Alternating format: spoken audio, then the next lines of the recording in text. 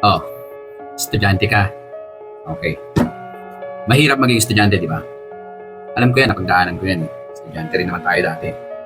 Mahirap. Bakit mahirap? Kasi gigising ka, madaling araw pa lang. Madilim pa, kailangan bumangon ka na. Pag nag-alarm, obligado, tatayo.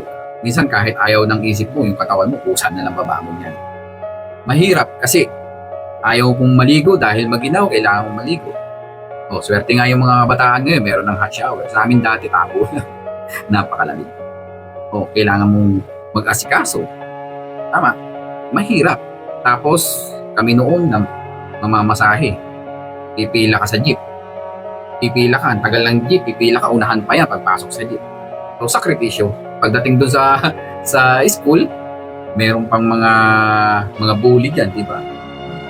So, mahirap, sakripisyo bilang estudyante. Aral kang mabuti, minsan di maintindihan, minsan mapapagalitan ka dahil di mo naintindihan yung turo. So, in short, mahirap, no? Pero alam niyo ba, yung mahirap na yan, meron pang mas nahihirapan sa atin. Sino yun? Yun yung mga magulang natin. Kung gumigising ka ng maaga, mas maagang nagigising ka. Para ano? Para asikasuhin tayo. Tulog ka na, gising pa yan. Bakit? Para i-prepare ka para kinabukasan. Pagdating ng Sabado, ang gusto mo, gumala, maglaro. Pero yung magulang natin, hindi nila magagawa yan. Bakit? I-prepare naman nila tayong mga anak nila para sa susunod na paso. Yung tatay natin, walang ginawa yan kundi mag-isip kung paano maisusurvive yung araw-araw natin. Yung nanay natin, walang ginawa yan kundi mag-isip ng gagawin sa loob ng bahay. Kasi kasuhin yung damit natin, yung pagkain natin, maglinis ng bahay. Sakripisyo talaga. Tayong mga estudyante, pagpasok natin, akala natin tapos na yung gawain ng mga magulang natin. Hindi. Doon pa lang sila nagkakaroon ng oras para magkaroon ng pagkakataon na asikasuhin naman yung mga gawain pambahay. Habang tayo ay nag-aaral, yung tatay natin ay busy sa paghahanap buhay. Pagdating natin sa bahay, makikita natin yung nanay at tatay natin nandoon. So, pagod tayo, di ba? Bilang estudyante, pagod ano? Pero mas pagod yung mga. Ang mga magulang natin, walang hinangad dyan, kundi ang mapabuti ang ating buhay. The moment na sila ay nagkaroon ng anak, wala na silang iniisip, kundi ang ikabubuti ng kanilang anak. Ba't ko nasasabi? Kasi magulang na rin.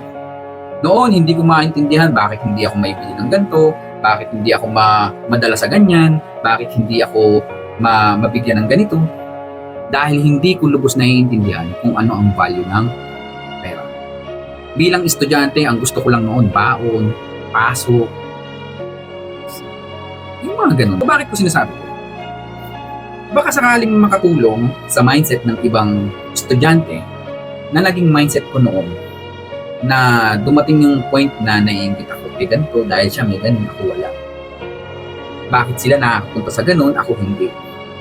Bakit sila may ganyan, kami wala? So yun yung gusto kong iparating sa mga estudyante na hindi ko nila lahat kasi merong mga estudyante ngayon na aware na sa ganung klaseng buhay.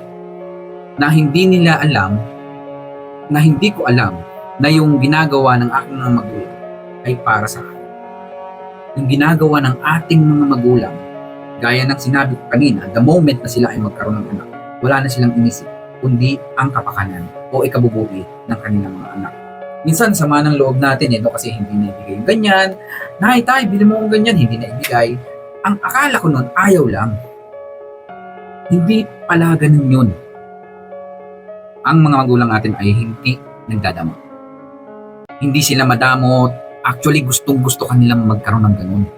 Actually, gustong-gusto kanilang bigyan ng ganyan. Pero hindi lang kaya.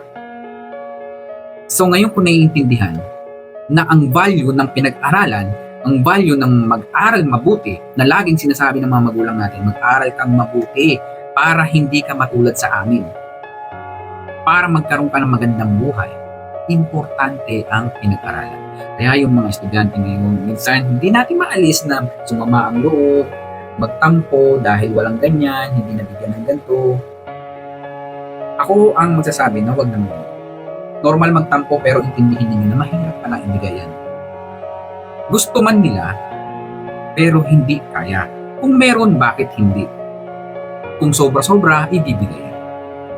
Bakit pinag-aaral kang mabuti? Dahil darating yung time na magkakaroon ka ng pamilya, magkakaroon ka ng anak, na ganyan din ang magiging sitwasyon. Hihingi din sa'yo, mag-iisip din na bakit tayo, bakit walang ganyan, bakit sila may mag-iisip din. Para hindi pala mangyari sa'yo, yung nangyayari sa kanila. Hindi gets nyo? Yung hindi nila maibigay sa'yo, maibigay mo doon sa magiging anak. Kaya pala pinag-aaral ka mabuti. It's because ayaw nilang mangyari. Yung pag humingi ka, hindi ka nila mapagbigay. Pag dumating yung time na ikaw ay meron ng pamilya, the moment na humingi yung anak mo, kailangan mo maibigay. Pero bago mo maibigay yun, iparamdam mo rin kung paano nila nakuha. Meron akong isang napanood na isang vlogger. Mayaman na tong vlogger na to. Kaya niya nang ibigay actually lahat ng gusto ng anak niya. Pero alam mo ang ginawa. Lahat ng mga bagay na gustong makuha ng bata, kailangan pagtrabahuan. Maglinis ka ng ganyan, linisin mo yung mga toys mo, walisin mo yung ganyan, and then every time na meron siyang magagawa, binibigyan niya ng reward. So ano ang point niya doon? Hindi lahat ng bagay na gusto mo ay makukuha mo instantly. Kailangan mong pagtrabahuan. So para makakuha ka ng magandang trabaho, magandang kinabukasan, ano ang susi doon? Kailangan mo talaga mag-aral. Kailangan mong pagbutihin ang iyong pag-aaral. Hindi natin alam magiging destiny mo, pero malaki ang maitutulong sa inyan kung ikaw ay talagang nakapag-aral. Not unless anak ka talaga ng super yaman. Bakit? Kasi pagka ikaw, paglaki mo, hindi ka man nakapag-aral, meron kang mamanahin na na negosyo. Ang mga magulang, wala namang ibang hindi niyan kundi mapabuti ang anak. Alam mo ang pinakamasakit na sasabihin sa iyo ng iyong mga magulang. Pag nakita namin anak na maayos na ang iyong kalagayan, pag nakita namin anak na mabuti na ang iyong buhay, pag nakita namin anak na nakuha mo na ang iyong mga pangarap, okay na kami. Pwede na namin isanin ang mundo. Pero yung nakapangala, walang ibang hiniling ang ating mga magulang kundi ang mapabuti at mapaayos ang buhay ng ating mga anak. Bakit? Hindi naman habang buhay nandyan ang ating mga magulang. Hindi naman sila robot, hindi naman sila android, di ba? Hindi naman sila cyborg, hindi sila immortal para habang buhay kasama natin.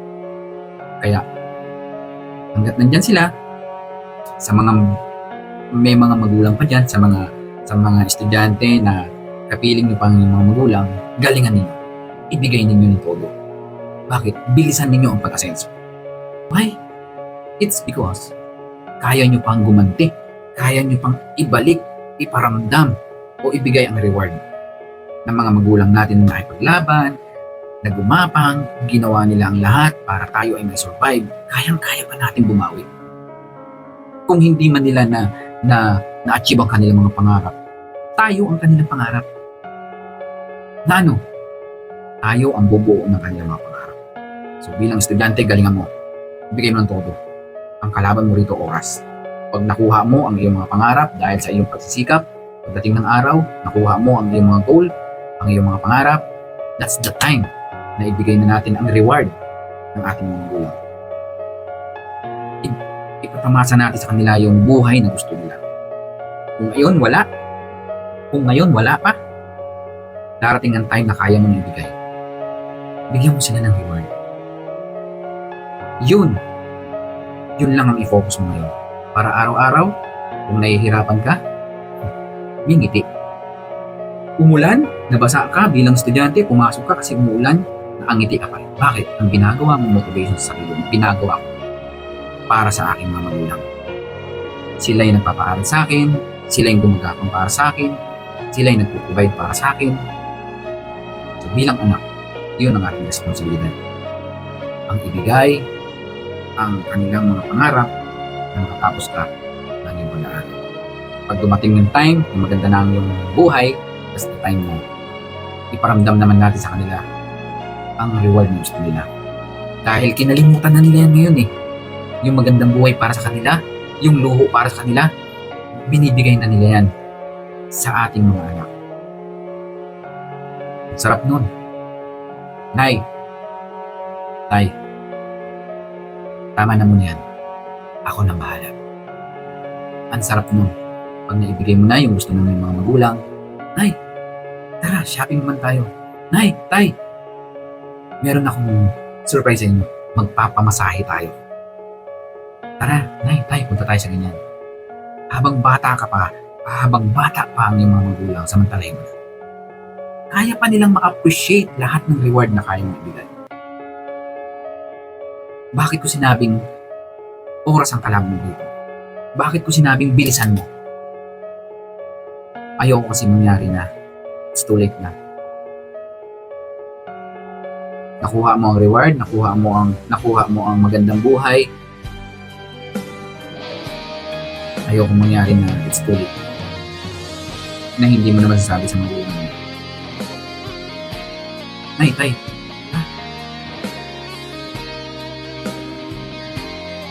Dahil wala na sila.